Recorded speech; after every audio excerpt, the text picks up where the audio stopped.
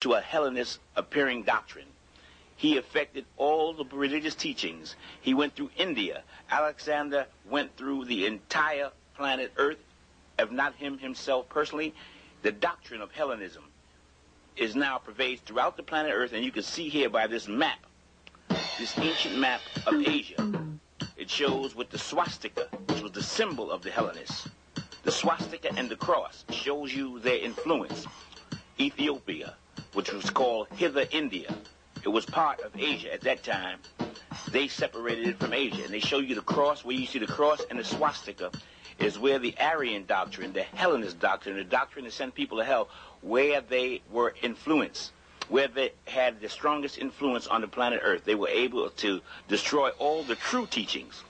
There's no one who has the 100% true teachings that's able to come out with the true teachings on the planet Earth today, because they have a penalty of death for them. This is further India, Cambodia, Sambo-Judasia, the land of the descendants of Sambo, the original man. You see the swastika. The Asian religious teachings has always been under attack. The European Hellenists went from one part of the earth to the other with the primary objective of sending the people of earth to hell. The Hellenist swastika, that's what that means. They have the cross too for Christianity, the distorted teachings. This was started 4,000 years ago. This map is from 2,000 years ago. This book called the Book of God, I will explain to you what this book is about a little later.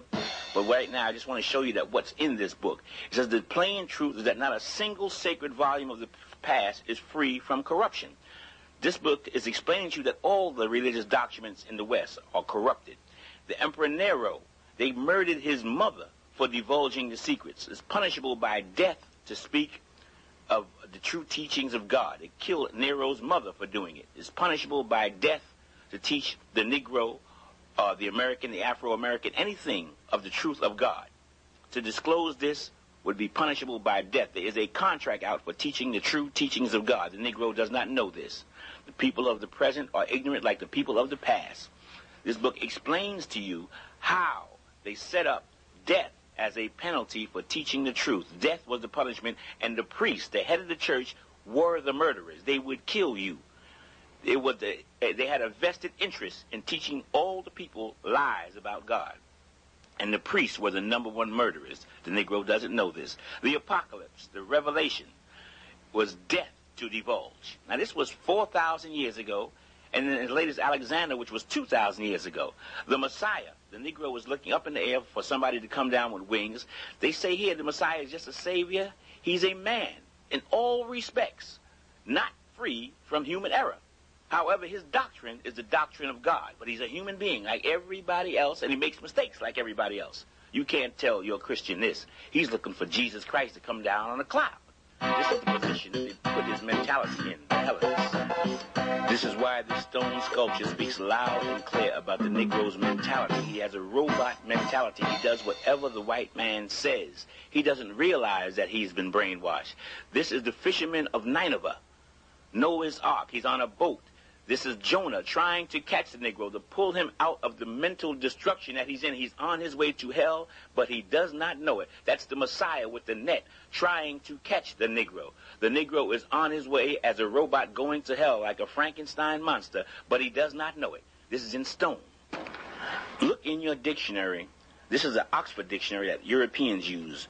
White people use this dictionary. Look in the Negro dictionary that you have in your house to see if you find this word, Helen. Helen is the root word of Hellenist.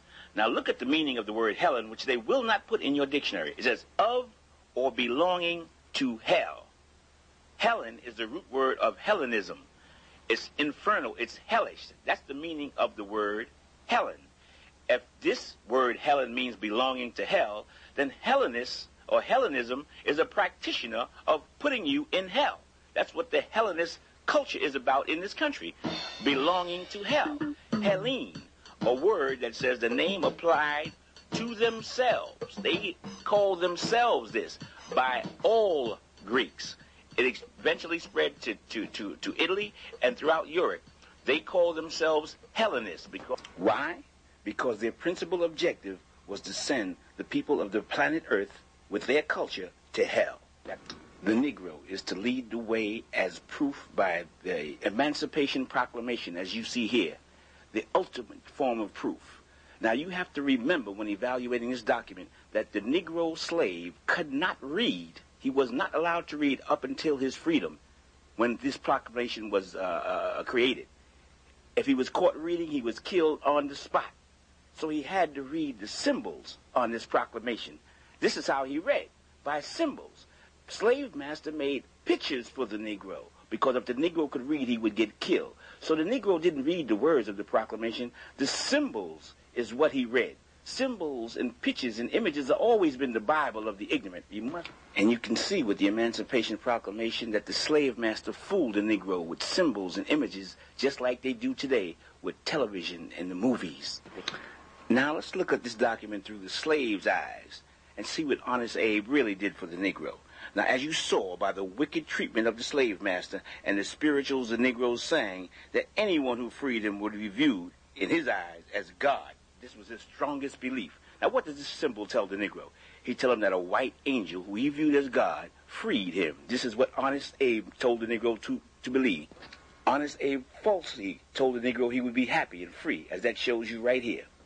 Again, Honest Abe tells the Negro to take your babies and make them love this white angel that freed you. This is the message to the illiterate slave. Honest Abe tells the Negro that he's going to get paid money. He never got paid during slavery. That was free. Honest Abe told the Negro with this picture he's going to have a beautiful home. The Negro was living in a shack at the time. With this picture, Honest Abe reminds the Negro that he's the one that gave him salvation, that they should pray to Honest Abe. This is what the illiterate slave saw. He told the slave that his children would get a wonderful education. That's what he promised the slave. That's the way the enslaved interpreted it. But he told the slave, you're going to still be working for master. Now, he wasn't going to lie about that. You got to work for master. And he reminds the Negro again to teach your babies to love the one who freed you. That's God in the slave's mind. This is the symbol of the 40 acres and a mule, which you never got. Now, let me see if I can unlock your mind when you see this picture. Notice the devil has chains. Why? Because the slave master knew that he is the devil. But he changed his appearance, and the Negro's brain was so devastated he couldn't figure this simple one out. The slave master was setting you free because he achieved his objective. And the objective of slavery was to send all Negroes and future generations to hell. You couldn't see it in 1865, but you could see it right now. The nigger, the serpent. They associated him with the devil to make you think the serpent was evil. But that's you. N-A-G-H. The Africans of Asia, the serpent gods. That's who you are. And that's who they show on the Emancipation Proclamation that was in slavery. But your mind was locked, and this is the serpent, the dragon, the nigger in Asia, the same symbolism. He knew it all the time. In ancient Egypt, these are the people they're talking about. You, the nigger.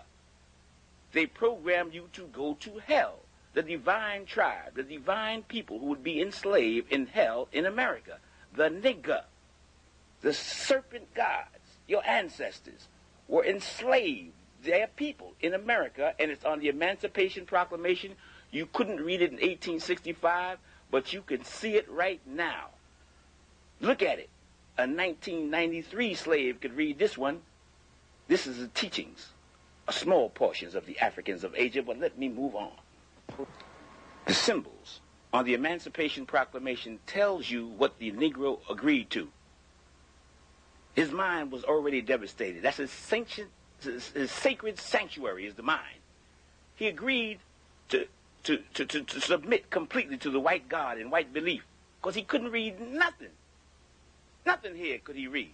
So he agreed to go to hell unknowingly by following this image symbolism that's on the Emancipation Proclamation. The slave didn't know it, but he made a pact with the devil to go to hell. More than 4,000 years after the truth has been devoured, here comes the Negro on his way to hell, and he's not walking, homeboy, he's jogging.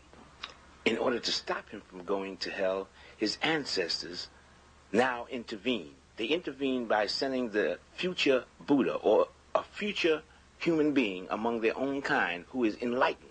They refer to him in Asia as the Buddha. This is the way his ancestors intervene to awaken him to that which the slave master has done to him, which he does not know. And this one who comes teaches him the truth. That's That's why they